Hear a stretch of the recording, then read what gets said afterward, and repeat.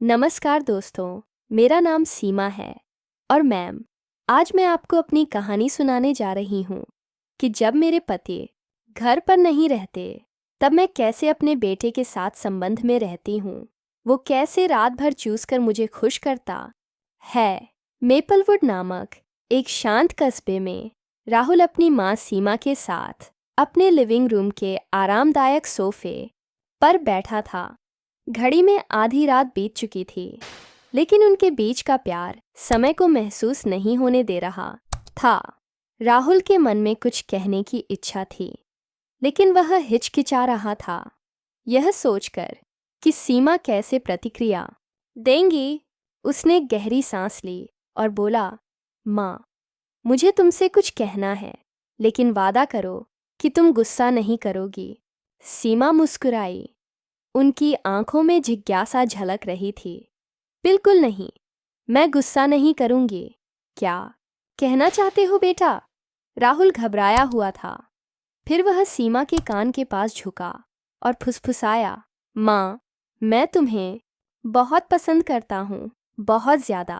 कुछ पल के लिए सीमा चुप रही। उनका चेहरा भाव शून्य था। राहुल का दिल तेजी से धड़कने लगा। उसे डर था कि उसने कोई गलती कर दी है, लेकिन फिर सीमा का चेहरा नरम हो गया और उन्होंने राहुल को गले लगा लिया। उनकी हंसी कमरे में गूंज उठी। मैं भी तुम्हें बहुत पसंद करती हूँ राहुल, सीमा ने कहा। उनकी आवाज़ गर्मजोशी से भरी हुई थी। राहुल को राहत महसूस हुई। उसे ऐसी प्यार भरी प्रतिक्रिया की उम्मीद नहीं थी और इसने उसे बेहद खास महसूस कराया।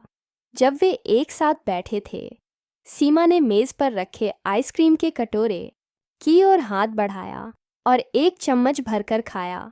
राहुल उन्हें देखकर मुस्कुराया। उसे यह देखकर खुशी हुई कि इतने साधारण से काम से उनकी माँ को कितनी खुशी मिलती है। यह वह पल था जब राहुल को एहसास हुआ कि वह अपने और अपनी माँ के बीच के रिश्ते को कितना महत्व देता है। उसे लगा जैसे वह दुनिया की सबसे खुशकिस्मत इंसान है, जैसे वह हवा में तैर रहा हो। राहुल ने पीछे झुककर सीमा को अपने पास खींच लिया और अपना सिर उनके कंधे पर टिका दिया।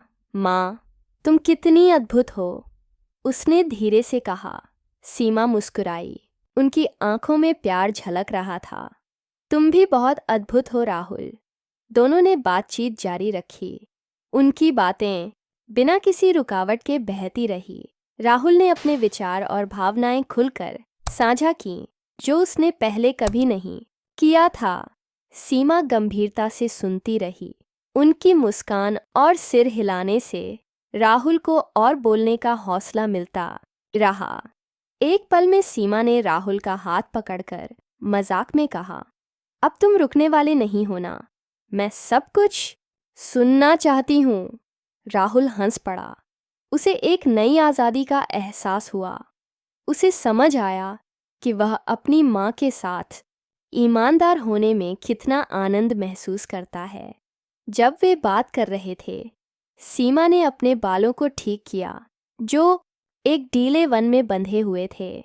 राहुल ने देखा कि उनकी माँ बाल खुले होने पर कितनी सुंदर लगती है और उसने धीरे से पूछा, माँ, क्या मैं तुम्हारे बाल खोल सकता हूँ? मुझे लगता है कि तुम इस तरह बहुत खूबसूरत लगोगी। सीमा ने मजाकिया अंदाज में भौहें चढ़ाईं। तुम मुझे बाल खोलकर क्यों देखना चाहते हो? क्या इसलिए कि तुम्हारे पापा को मैं ऐसे ही पसंद है? राहुल का चेहरा लाल हो गया और वह तुरंत हिला दिया। नहीं नहीं, मुझे बस लगता है कि तुम खुले बालों में बहुत सुंदर लगती हो। सीमा हंसी और हाँ में सिर हिलाया। राहुल को अपने बाल खोलने की अनुमति दे दी। जैसे ही राहुल ने धीरे से उनके बालों को खोला, उसे एक नज़दीकी का एहसास हुआ, जो उसे पहले कभी नहीं हुआ था।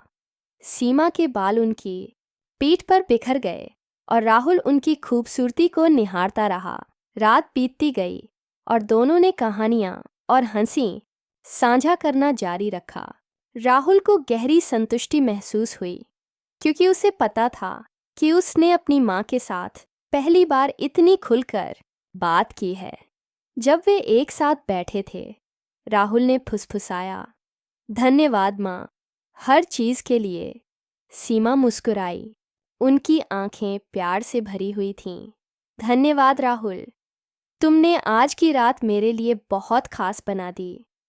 जब घड़ी ने 3 बजाए, घर में सन्नाटा छा गया, सिवाय उनकी धीमी बातचीत के।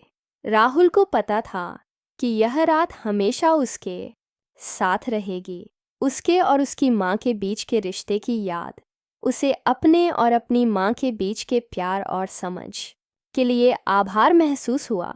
और उसे पता था कि चाहे कुछ भी हो, उनके बीच यह जुड़ाव हमेशा बना रहेगा। ने